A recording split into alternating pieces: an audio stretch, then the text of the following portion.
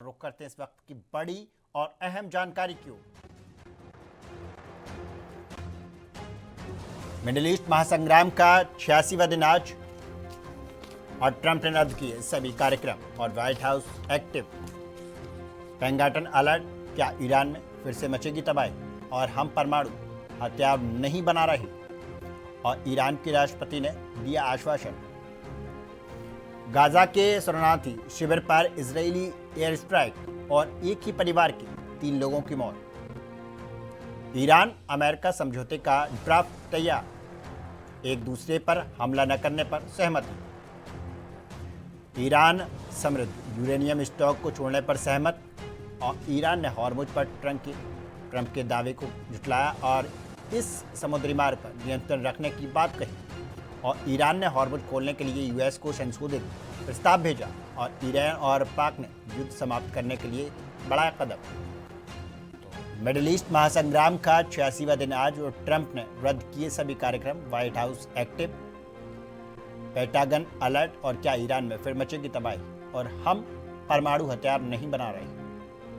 और ईरान के राष्ट्रपति ने दिया आश्वासन। गाजा के शरणार्थी शिविर पर इजरायली एयर स्ट्राइक। और इसी खबर पर हमारे साथ में डॉक्टर करोली सिंह हैं, विदेशी मामलों के जानकार हैं।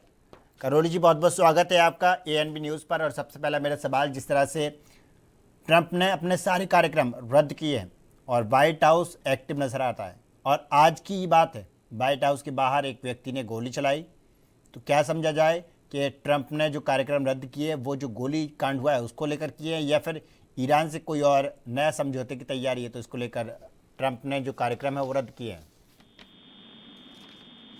देखिए, इस गोली चलाने का और कार्यक्रम रद्द करने का कोई आपस में संबंध नहीं है। और गोली चलाने का और ईरान के साथ जो समझौता होना है उसका भी कोई संबंध नहीं है। सब अलग अलग बातें हैं। क्योंकि अब गोली चलाना जिस तरह का अमेरिका का समाज है वो एक हिंसक समाज के रूप में है, क्योंकि वहाँ हथियारों के लिए पूरी स्वतंत्रता है। उस समाज में जितने लोग नहीं हैं उससे ज़्यादा हथियार हैं। तो अगर कोई भी हथियार खरीद सकता है और कभी भी उसका मूड कैसा हो तो मिसयूज हो सकता है।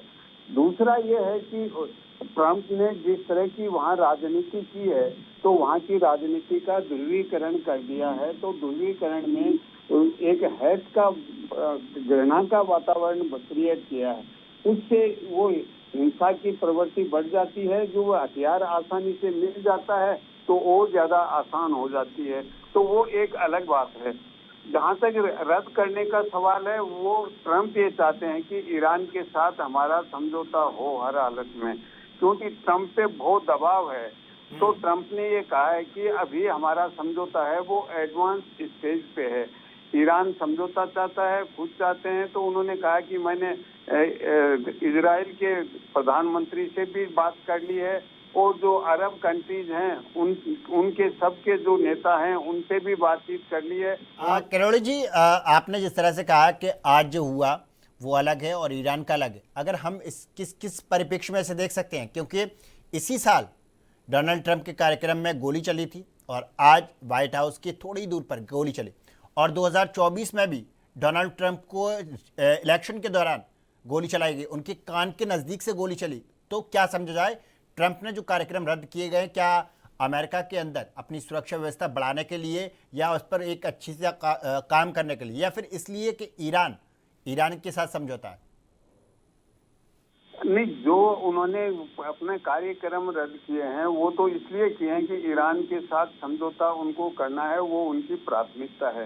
कार्यक्रम इसलिए रद्द नहीं किए हैं कि उनकी जिंदगी को खतरा है, अमेरिका में कोई उनको मार देगा, इस तरीके से नहीं किए हैं। वो तो ईरान की उस के समझौते की व्यवस्था के लिए किए हैं कि वो अपने जो पेंटागन है या अपने जो टीम है उनसे भी डिस्कस कर रहे हैं। अगर वो ईरान से समझौता नहीं होता है तो क्या हम मिलिट्री एक्शन ले सकते हैं, मिलिट्री एक्शन के परिणाम क्या हो सकते हैं। तो वो बहुत ज्यादा मंथन कर रहे हैं उस पे कि ईरान की स्थिति किस दिशा में जा सकती है। अगर समझौता नहीं होता है तो क्या करें। समझौता होता है तो वो अमेरिका की मांग है वो कितनी रखी जा सकती है, उसमें कितनी मान लेगा ईरान, और किस तरीके से इस दिशा में आगे बढ़ा जाए, क्योंकि नेतन्याहू ये नहीं चाहते कि कोई समझौता हो। बिल्कुल ट्रंप को बिल्कुल किरोड़ी जी, बहुत बहुत धन्यवाद आपका इस पर ज़्यादा जानकारी के लिए।